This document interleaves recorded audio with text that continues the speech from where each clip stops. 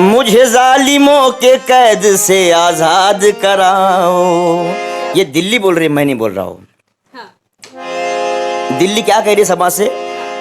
मुझे जालिमों की कैद से आजाद कराओ, आजाद कराओ।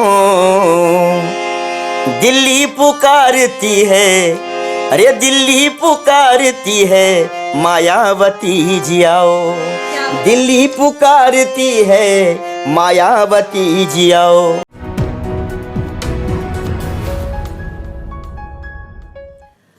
साथियों जय भीम, मैं हूं इंजीनियर स्नेहा और आप देख रहे हैं द थिंग। इस वक्त हमारे साथ है बहुजन आंदोलन मिशनरी गायक, राष्ट्रीय प्रबोधनकार विशाल मोरे सर, और आज इनसे हम बातचीत करने वाले हैं। इस मिशन मूवमेंट को लेकर वो अपने गीतों के माध्यम से समाज में प्रबोधन करते हैं और संपूर्ण देश में वो भ्रमण करते हुए आंदोलन का प्रचार प्रसार करते हैं। और आज ऐसे डॉक्टर बाबा साहब अम्बेडकर इनके 131वें जयंती के मौके पर हमारे साथ विशाल दादा है और आज इनसे बात करेंगे बाबा साहब की जयंती के विषय को लेकर और साथ ही इनके गीतों के माध्यम से वो किस प्रकार समाज में प्रबोधन करते हैं। साथियों, बाबा साहब डॉक्टर अम्बेडकर, इनका यह कहना है कि मेरे 10 भाषणों के बराबर शायरों का एक गाना होता है। क्योंकि गाना समझने के लिए किसी भी आपके एजुकेशन की ज़रूरत नहीं है, आप पढ़े लिखे हैं या नहीं, इसका कोई मतलब नहीं है। गीतों को कोई भी समझ सकता है और गीतों के माध्यम से जल्दी समझ जाती है कोई भी बात। तो इसीलिए बाबा साहब का यह मानना था कि गीत जो होते हैं वो भाषणों से कई ज़्यादा प्रभावशाली होते हैं। तो ऐसे में वही काम जो है समाज के अंदर प्रबोधन करने का, फुले शाहू बाबा साहब की मूवमेंट को समाज में बताने का काम विशाल दादा करते हैं और ऐसे शख्स आज हमारे साथ द थिंग पर है। तो सबसे पहले बहुत बहुत स्वागत विशाल दादा आपका। जय भीम, जय भीम। तो सबसे पहले विशाल दादा से आज हम यही बात कहना चाहूँगी मैं कि डॉक्टर बाबा साहब अम्बेडकर की जयंती जो है कल हाल ही में हुई है, कल ही हुई है। तो ऐसे में आप क्या संदेश देंगे जयंती के मौके पर? देखो, बाबा साहब की ये जो जयंती हम लोगों ने आज, जो भारत ने, बल्कि बाबा साहब के आरक्षण की व्यवस्था जिन जिन लोगों ने उनके देश में लागू की है, उसमें 17 देशों ने बाबा साहब की जो व्यवस्था है ये लागू की है। तो मुझे बड़ा गर्व होता है कि मैं उस कौम से बिलोंग करता हूँ जो बाबा साहब ने आज हम जैसे गुलामों को आज इतने बड़े मकाम पर पहुँचाया है। और मैं बाबा साहब को शत से नमन करता हुए अभिवादन करता हूँ। और आपके चैनल के माध्यम से, द थिंग के माध्यम से मैं पूरे देशवासियों को मैं ढेर सारी शुभकामनाएं देता हूँ बाबा साहब की जयंती की। आप लोगों को, सब लोगों को मेरी तरफ से मैं शुभकामनाएं देता हूँ। सर, आप हमेशा फुले शाहू बाबा साहब या बहुजन आंदोलन को लेकर समाज के अंदर प्रबोधन करते रहे हैं। तो ऐसे में क्या परेशानियों का सामना आपको करना पड़ता है? कलाकारों की क्या परेशानी? कलाकारों बोल के अगर कहा जाए तो जहाँ हम लोग जाते हैं वहाँ परेशानी वाला मामला यही रहता है कि भाई कुछ लोग बोलते हैं कि भाई यहाँ पर सच्चाई बयाना की जाए। लेकिन मैं तो यही कहूँगा कि बाबा साहब के हम लोगों पर इतने एहसान है। अगर कोई गांधी का गाना गाने के लिए अगर मुझे कोई 2 करोड़ की ऑफ़र भी करता है तो मैं गांधी की विचारधारा नहीं बताऊंगा। अगर बाबा साहब का गाना गाने के लिए आप लोगों ने मुझे अगर फुकट भी बुलाया तो मैं बाबा साहब का एहसान मैं वो मोल मैं कभी ये नहीं कर सकता। तो यहाँ पर इनका यह कहना है कि बाबा साहब की आइडियोलॉजी से ये बिल्कुल भी कॉम्प्रोमाइज़ ये नहीं करना चाहते। ये चाहते हैं कि जैसी ये विचारधारा है वैसा ही संदेश मैसेज के अंदर आप देना चाहते हैं। तो जयंती के मौके पर क्या खास आपने बनाया, कुछ रचना आपने की है? मैं मेरे सभी आवाम से, सभी भीम सैनिकों से, माँ बहनों से मैं कहना चाहूँगा, एक बहुत उम्दे फ़नकार है जो शायर है मेरे, जिनकी शायरी लोगों ने गाकर बहुत से लोग गली से दिल्ली भी पहुंच गए। और उनकी 4 लाइनें मैं बताने की, आपके चैनल के माध्यम से बताने की कोशिश करता हूँ कि बाबा साहब और आज की जो जयंती मना रहे, ये बाबा साहब को डेडिकेट है और ये समाज को भी डेडिकेट है कि मानवता समतावादी हर रात जिंदा रहेगा, होने 2 लाख जख्म हज़ार, इलाज जिंदा रहेगा, जगा दो उन बहुजनों को जो सोए हुए है सारंग, संविधान जिंदा रहेगा तो भीमराज जिंदा रहेगा। क्या बात है, क्या बात बहुत बढ़िया और बहुत खूबसूरत रचना है। अगर संविधान जिंदा रहेगा तो भीमराव जिंदा तो रहेंगे। भीमराव जिंदा रहेंगे। इस देश के अंदर मनुवादी व्यवस्था जो है, चाहे कांग्रेस हो चाहे भाजपा हो, वो हमेशा ही संविधान विरोधी उनका रवैया रहा है। भाजपा के अटल बिहारी के शासनकाल में तो संविधान समीक्षा आयोग तक गठन हो गया था। जी। तो ऐसे में आप कैसे चैलेंज करते हैं मनुवादी व्यवस्था को? देखो, जिन जिन लोगों ने भी बाबा साहब का संविधान बदलने की कोशिश की है, उन लोगों ने संविधान तो बदला नहीं, लेकिन कुछ लोगों ने घटना बदलने की जो बातें की थी, चाहे उसमें अटल बिहारी वाजपेयी हो, वो घटना तो नहीं बदल पाया, लेकिन वो घुटने बदल कर चला गया। और मैं तो, मेरे समाज जो है, मैं समाज के प्रति बहुत प्यार करता हूँ, क्योंकि बाबा साहब ने समाज के ऊपर ज़्यादा प्यार किया। और बाबा साहब ने कहा है कि भाई, मैंने जो पेड़ लगाया है वो एक पत्थर पर लगाया है, और पत्थर पर जो पेड़ लगाया उसका अगर फल खाना है, जिसको ज़्यादा जल्दी है, तो चाहे वो कांग्रेस जा सकता है, बीजेपी जा सकता है, राष्ट्रवादी जा सकता है। मेरे बाप ने जो पेड़ लगाया, हमको अगर फल खाना है तो उसका वेट करना पड़ेगा, क्योंकि 2500 हम लोगों ने जो काम किया, हम इस देश के राजा थे, वजीर आलम थे।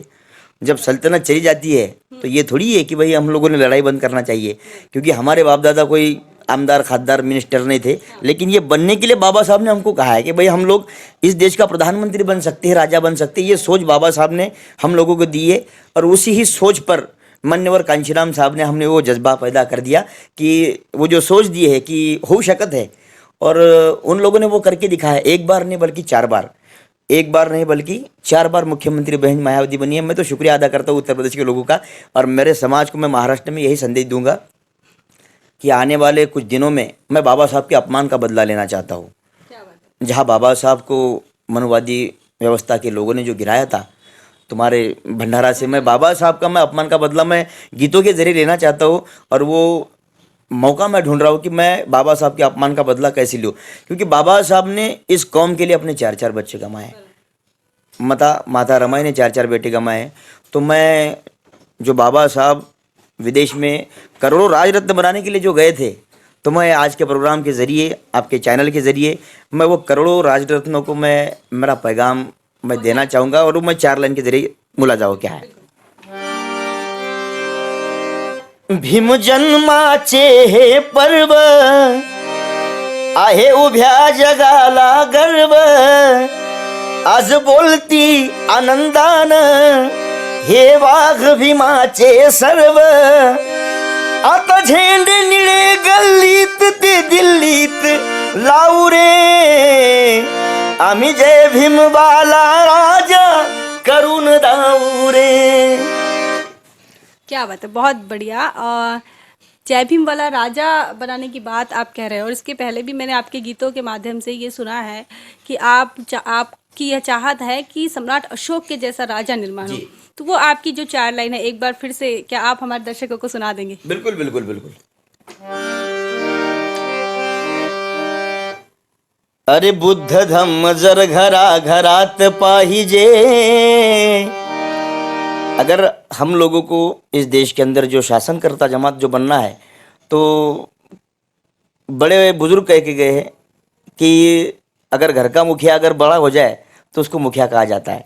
अगर देश का मुखिया अगर बाबा साहब की विचारधारा वाला हो, अगर देश का प्रधानमंत्री अगर जय भीम बोलने वाला हो, तो हमें सम्राट अशोक के सपनों का भारत हम लोगों को सामने दिख रहा है, और हम लोग बनने वाले हैं, मुझे भरोसा है।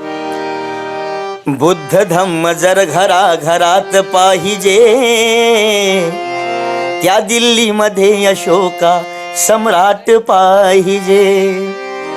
बुद्ध धम्माची ही जर का लाट पाहिजे, त्या दिल्लीमध्ये अशोका सम्राट पाहिजे।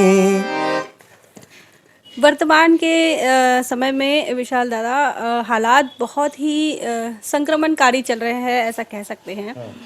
कहीं पर दलितों का उत्पीड़न हो रहा है, मुस्लिमों का दमन हो रहा है, ओबीसी के साथ भी अन्याय अत्याचार जो हो रहा है, जो कि आज ओबीसी समाज को समझ में नहीं आ रहा है। लेकिन ऐसे में तमाम बहुजन समाज, जिस 85% बहुजन समाज, SC ST की, ओबीसी की मैं बात कर रही हूँ, इनके लिए आप अपने गीतों के माध्यम से क्या बताएंगे? जब तक ओबीसी समाज ये फुले शाहू अम्बेडकर शिवाजी महाराज पढ़ते नहीं, जब तक पाखंडवाद छोड़ते नहीं, तब तक इन लोगों की हालत बहुत बदतर होने वाली है। जिस दिन ओबीसी समाज यहाँ का जागरूक हो जाएगा, उस दिन यहाँ का ब्राह्मण भाग जाएगा।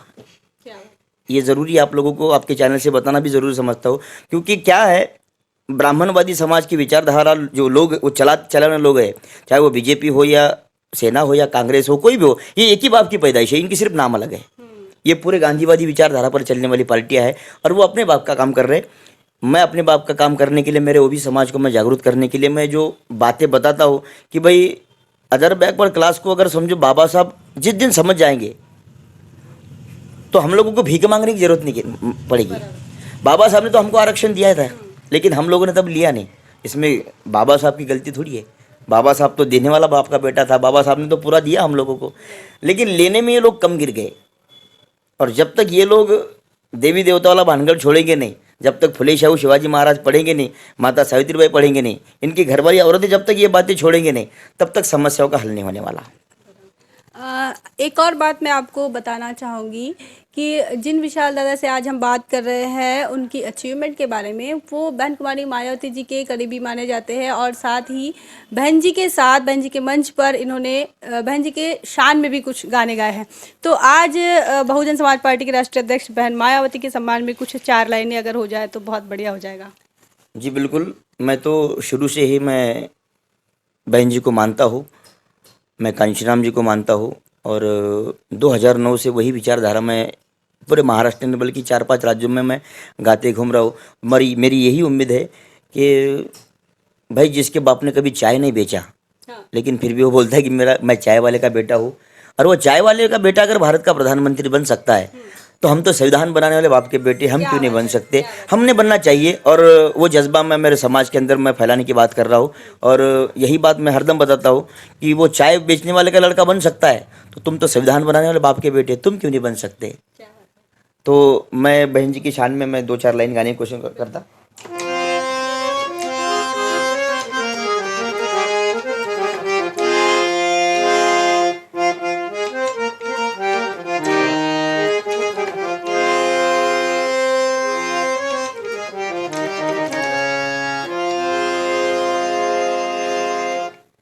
किसी औरों का नहीं खुद हमारा घर होगा और राज बहुजन का हर गांव हर शहर होगा। होगी सर्वजन बहुजन की सरकार वहाँ दिल्ली में कायम।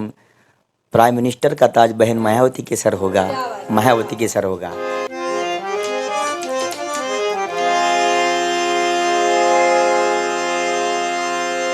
मुझे जालिमों के कैद से आजाद कराओ। ये दिल्ली बोल रही है, मैं नहीं बोल रहा हूँ। दिल्ली क्या कह रही है समाज से? मुझे जालिमों की कैद से आजाद कराओ, आजाद कराओ।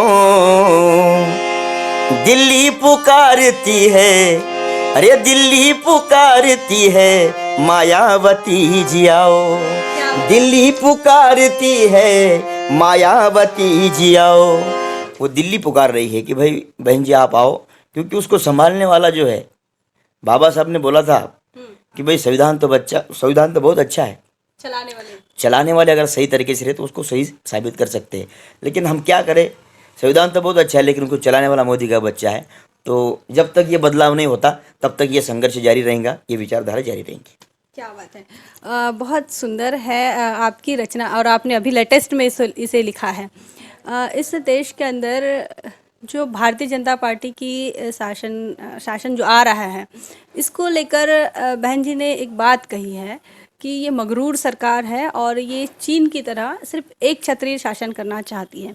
तो ऐसे में आप भारतीय जनता पार्टी को लेकर कहो या फिर जो भी मनुवादी विचारधारा, जो भी मनुस्मृति के पालक है, मनुस्मृति को मानने वाले लोग हैं और वो दिल्ली में बैठे हैं, तो इनको आप अपने गीतों के माध्यम से या फिर अपने प्रबोधन के माध्यम से कैसे चैलेंज करेंगे या फिर कैसे इनको जवाब देंगे? देखिए कैसा है, मैं छोटे लोगों के नाम लेता नहीं। अच्छा। क्योंकि मैं बहुत बड़े बाप का बेटा हूँ, मेरा बाप डॉक्टर बाबा साहब है। और कैसा है, विरोध अगर करना ही है तो मैं डरता भी नहीं किसको, चाहे मुझे कोई गोली से उड़ा दे। और आज तक यही लोगों ने यही काम किया है, दावरकर ले लो, पानसरे ले लो, ये लोग सच्चाई बताने वाले लोग थे।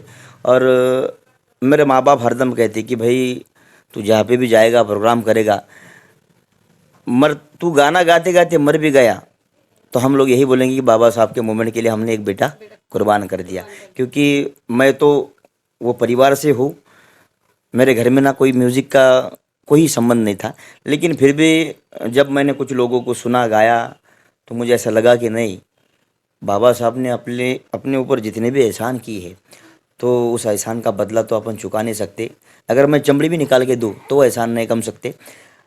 वही बाबा साहब जिस विचारधारा पर प्रखर विरोध करते थे, पहले गांधी घराना था, गोलवलकर थे, सावरकर थे, आगरकर थे, आज उनकी पैदाइश है। इनको रोकना अगर है, क्योंकि जब तक दिल्ली की सत्ता तुम काबिज नहीं कर सकते तब तक तुम्हारी समस्या का हल होता नहीं। और वो सत्ता काबिज करने के लिए मैं गीतों के ज़रिए हो या और भी कोई लोग जो समाज परिवर्तन के जो काम कर रहे हैं, मैं उनको भी और आपको भी ढेर सारी शुभकामनाएं देता हूँ। लेकिन जो दिल्ली में जो बैठे हैं, जो चमचे बैठे हैं, जो दलाल बैठे हैं, तो मैं 4 लाइन के मैं ज़रिए उनको, जो संविधान बदलने की बात करते हैं कि भाई हम संविधान बदल देंगे, संविधान बदल देंगे, लेकिन जब तक मेरा समाज इकट्ठा होता नहीं, मेरा काम तो चलते रहेगा। वो 4 लाइन उनके लिए। मनुवादी, भीम विरोधी, ये चैलेंज है मेरा उनको। ऐकून घ्या शाह मोदी, आहे आमचे खुले आव्हान, अरे हिटलरचे घेईल प्राण फक्त भीमाचं संविधान।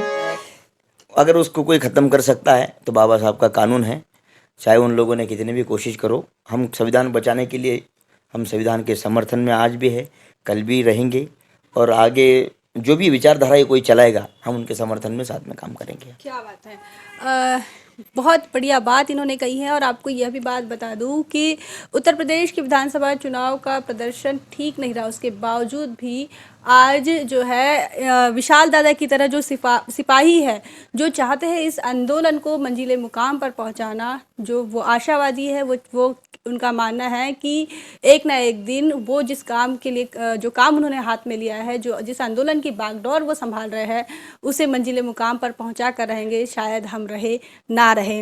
अंत में मैं आपसे यही एक बार फिर से विनती करना चाहूँगी कि तथागत गौतम बुद्ध की आज संपूर्ण देश को, विश्व को ज़रूरत है। क्या बताएंगे तथागत बुद्ध के लेकर? देखिए, गीतों के माध्यम से अगर हो तो बहुत बढ़िया हो जाएगा। आप अपना प्रबोधन भी करें और साथ ही 2 लाइन भी उनके शान में। अच्छा। बिल्कुल। इस देश के हम लोग तथागत जी जो मानते हैं कि पूरा देश, पूरा वर्ल्ड उनका अनुयायी है। हम लोगों ने बुद्ध को अपनाना चाहिए। पूरे समाज ने, देश में आज जो अहिंसा वाली बात चल रही है, जिस दिन भी ये देश बुद्ध के कहने पर चलेगा, इस देश का जो चित्र है ये अलग हो जाएगा। धम्माचे आचरण हे नीतीने झाले पाहिजे, धम्माचे आचरण हे नीतीने झाले पाहिजे, समाजात परिवर्तन गतीने झाले पाहिजे, गरज नसावी अगरबत्ती मोमबत्तीची सारंग, बुद्ध भीमास वंदन हे कृतीने झाले पाहिजे। क्या बात है, क्या बात है। तो बहुत बढ़िया संदेश यहाँ पर हमारे साथ विशाल दादा ने दिया है। इनका मानना है कि बुद्धिज़्म को अगर इस्टेब्लिश करना है तो उसके लिए आपके एक्शन में, आपके प्रैक्टिस में, आपके बिहेवियर में बदलाव होना चाहिए, ये उनका कहना है। और भी कुछ कहना चाहेंगे? आज आपके चैनल को मैं शुभेच्छा देता हूँ, और आज मैं ये, मेरी भी तहे दिल से मेरी ये ख्वाहिश है कि आज गोंदिया में मैं आया हूँ प्रोग्राम के लिए, तो आप प्रोग्राम में आओ, और मेरे से ज़्यादा जो बात मैं यहाँ पर कर रहा हूँ तो इससे भी ज़्यादा बात मैं प्रोग्राम में करूँगा। आप ज़रूर आए। जय भीम। बहुत बहुत धन्यवाद। हमारे साथ थे बहुजन आंदोलन के राष्ट्रीय प्रबोधनकार विशाल दादा मोरे, और भी औरंगाबाद से यहाँ पर आए हैं, और इनका काम है बहुजन आंदोलन को घर घर तक पहुंचाना। उनके लफ्ज़ों में, उनके शब्दों में और उनके बातों में इतनी ताकत है कि कई लोग जो है, कई लोगों के मत और मन बदलने की वो ताकत रखते हैं। ऐसे शख्स से आज मिलकर हमें बहुत खुशी हुई। बहुत बहुत धन्यवाद विशाल दादा, धन्यवाद। जय भीम, और बने रहे द थिंग पर। जय भीम, जय भारत।